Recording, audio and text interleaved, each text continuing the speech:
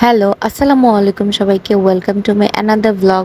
দিনটা ছিল শুক্রবার আর আজকে হচ্ছে বাসায় তারিফার পাপা ছিল না। তারিফার পাপা থাকলে তো দেখা যায় যে বিকেলের দিকটাতে আমাদের নিয়ে একটু বের হয়। দেখা যায় যে আমারও একটু ঘোরাফেরা হয়ে যায় আর তারিফাকে যেহেতু প্রত্যেকদিন বাহিরে নিয়ে যাওয়া সম্ভব হয় না, যখনই বাহির থেকে ঘুরিয়ে নিয়ে আসি তখন দেখা যায় যে ওর মাইন্ড একদম ক্লিয়ার থাকে, ওকে খুব রিল্যাক্স লাগে।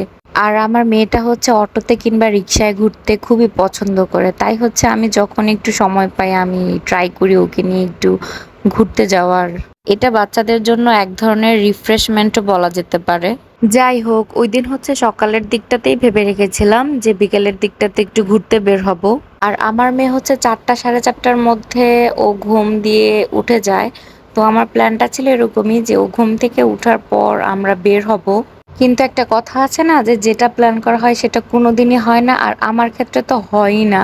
আমি 1টা থেকে শুরু করেছিলাম ওকে ঘুম পাড়ানোর প্রিপারেশন, দেখা যায় যে ম্যাক্সিমাম 1:30 কিংবা 2টার মধ্যে ও ঘুমিয়ে যায়।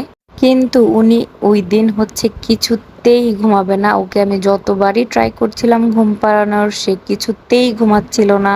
একবার মনে হচ্ছিল যে ক্যান্সেলই করে যাওয়াটা, দেখা যাবে যে আমি ওকে নিয়ে বের হয়েছি আর ও ঘুমিয়ে পড়েছে। ওকে হচ্ছে ঘুম পাড়ানোর এই ব্যর্থ চেষ্টা করতে করতে আমাদের বের হতে হতে একটু লেট হয়ে গিয়েছিল। সকাল থেকে তো এটা চিন্তা করে রেখেছিলাম যে আমরা হচ্ছে গাজীপুরের দিকে যাব, কারণ এই রাস্তাটাই হচ্ছে সুন্দর রিক্সা দিয়ে ঘোরার জন্য। কিন্তু এইটা ঠিক করে রাখিনি যে গাজীপুর গিয়ে আমরা কোথায় বসবো কিংবা কি করব। আর ওই দিনের ওয়েদারটাও জানেন খুবই চমৎকার ছিল, অনেক বাতাস ছিল, যার কারণে হচ্ছে রিক্সা দিয়ে ঘুরতে আরো বেশি মজা লাগছিল। আর হচ্ছে এই রোডের পাশেই যেহেতু রেল লাইন ছিল, তো আমরা হচ্ছে রিক্সা রাইড করতে করতে একটু ট্রেন জার্নিটা উপভোগ করে নিলাম।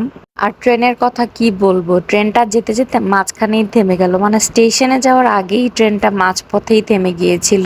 রিক্সা রাইড উপভোগ করতে করতে হচ্ছে আমরা গাজীপুর চলে এসেছিলাম এবং এসে অনেকক্ষণ ওয়েট করে এটাই চিন্তা করেছি যে কোন রেস্টুরেন্টে বসা যায়। তারপর হঠাৎ করে মাথায় আসলো যে দক্ষিণ সাহেবের দিকে অনেকগুলো রেস্টুরেন্ট আছে, তো সেখানেই যাওয়া যাক এবং দেখা যাক যে কোন রেস্টুরেন্টে আমরা বসি। দক্ষিণ সাহেবিতে যাওয়ার পর হচ্ছে আমরা রিক্সা থেকে নেমে যাই, কারণ ছিল এখানে হচ্ছে অনেকগুলো রেস্টুরেন্ট ছিল, তো আমরা হচ্ছে দেখতে চাচ্ছিলাম একটু যে কোনটা কিরকম। তো আমাদের হচ্ছে এই রেস্টুরেন্টটা ভালো লেগেছিল, স্পেসটাও একটু বড় ছিল, যার কারণে হচ্ছে আমরা এই রেস্টুরেন্টে ঢুকি। এই রেস্টুরেন্টে যাওয়ার পর প্রথমে হচ্ছে এই গাছটা দেখে আমি রিয়েলি মনে করেছিলাম যে এটা মনে হয় রিয়েল।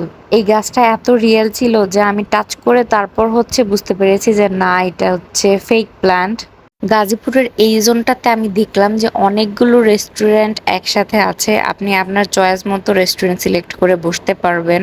যদিও কিনা গাজীপুরের ইন ডিটেলস এত কিছু আমি বলতে পারবো না, বাট আমার কাছে হচ্ছে এই দিকটাতে এসে খুবই ভালো লেগেছে। এখানে আসার পর হচ্ছে আমাদের এতই গরম লাগছিল যে আমরা ঠান্ডা কিছু খাবো ঠিক করি, আর আমরা হচ্ছে এই চকলেট শেকগুলো অর্ডার করেছিলাম। চকলেট শেকগুলো মোটামুটি ছিল।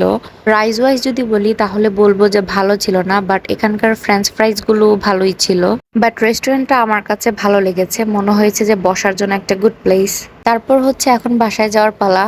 একটা রিক্সা নিলাম আর হচ্ছে রাতের আকাশ তার সাথে বাতাস দেখতে দেখতে চলে গেলাম। আজকের মতো আমার ব্লগটি এখানেই শেষ করছি। সবাই ভালো থাকবেন।